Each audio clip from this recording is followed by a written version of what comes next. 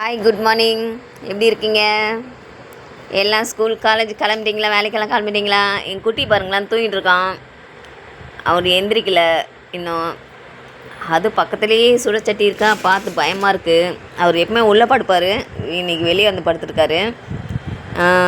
Lunch tiffin எல்லாம் ready ஆகிட்டுக்கோன்னு நினைக்கிறேன். உங்களுக்கு எங்கள் வீட்லேயும் ரெடி ஆகிடுச்சு.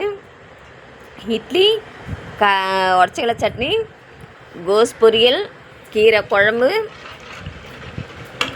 அப்புறம் சாப்பாடு. சரி, ஓகே. நான் நேற்று சொன்னேன் இல்லையா ஒரு கதை, அதே போல் இன்றைக்கி ஒரு கதை. அதே ஒரு 6 மாதம் பொறுத்து அந்த பாப்பாக்கத்தோட இது ஆயிடுச்சா.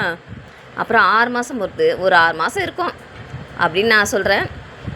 அந்த நேரத்தில் அதே 1வது படிக்கிற பாப்பா சத்துணவுக்காக ஒரு சின்ன ஒரு இது மாதிரி கட்டியிருக்காங்க, ரூம் மாதிரி. அந்த செவுரு வந்து ரொம்ப ஆட்டம் கண்டுட்டு இருந்தது, ரொம்ப டேஞ்சரான இதில் இருந்தது. அந்த பக்கம் விளையாட விட மாட்டாங்க யாருமே.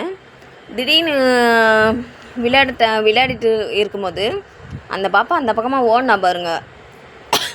அப்படியே சத்துணவு அந்த செவுரு வந்து ரொம்ப ஒரு மாதிரி இருந்தது இல்லை, அந்த செவுரு வந்து அப்படியே சாஞ்சு அந்த குழந்தை மேலே விழுந்துச்சு. அந்த குழந்தை அந்த ஸ்பாட்லேயே அவுட்டு. அதுதான் சொன்னேன், ஆட்டோகிராஃபில் மறக்க முடியாத சம்பவம் எப்படியோ அதே போல் என் வாழ்க்கையிலையும் மறக்க முடியாத சம்பவம். இன்னும் கூட நான் நினச்சி அது வேதனைப்பட்டிருப்பேன். ஏன்னா அந்த பாப்பா அந்தளவுக்கு அந்த செவரு விழுந்தோனும் அப்படியே பிளட்டெல்லாம் இதாகி அவ்வளோ மோசமாயிட்டாங்க. அதுவும் அவங்க வந்து ரொம்ப கஷ்டப்படுறவங்க. கல்குவாரியில் வேலை செய்துட்டு மலை மேலே ஹாஸ்டலில் வந்து அதான் ஆதரவு இல்லாதவங்களுக்கு ஆதரவு கொடுக்குறவங்க. அந்த இடத்துல உதவித்தொகை வாங்கிட்டு அந்த குழந்தைய படிக்க வச்சுருக்காங்க. நாங்கள் படிக்கிற ஸ்கூல் கவர்மெண்ட் தான், இருந்தாலும் அவங்களுக்கு ஹெல்ப் பண்ணுறது அவங்க தான், அந்த சிஸ்டருங்க தான். அந்த ரொம்ப அவங்க அம்மா ரொம்ப அந்த அளவுக்கு அழுதாங்க. ஒரே ஒரு பொண்ணு தான் அவங்களுக்கு, அவ்வளோ வேதனைப்பட்டு அழுதாங்க. எங்களுக்கு மனசே சரியில்லை. நான்லாம் அப்போல்லாம் 2வது தானே படிக்கிறேன். எனக்கு அதே ஒரு ஆகிட்டு எங்கள் அம்மாண்ட சொல்லிகிட்டே இருக்கேன், அம்மா எனக்கு பயமாக இருக்குமா, நான் அந்த பாப்பா என் கண்ணிலே வர மாதிரி இருக்குமா அப்படின்னு சொல்லிகிட்டே இருக்கேன் நான். எங்கள் அம்மாவில் அதெல்லாம் பயப்படாதீ, அதெல்லாம் ஒன்றும் இல்லை, அந்த பாப்பாவுக்கு அது போல் ஆயிடுச்சுல, அதனால அந்த பயத்தில் இருக்க அப்படின்னு சொல்லி சமாதானப்படுத்தினாங்க. என் வாழ்க்கையிலையும் ஆட்டோகிராஃப்ன்ற மாதிரி மறக்க முடியாத சம்பவங்கள் இருக்குது.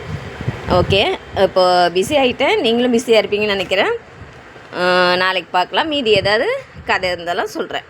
ஓகே, இது என்னோடய சொந்த என் வாழ்க்கையில் நடந்த விஷயம். அப்புறம் எங்கள் வீடியோஸ் வந்து ப்ளீஸ் கொஞ்சம் லைக் பண்ணுங்கள், லைக் பண்ணாமல் இருக்காதீங்க.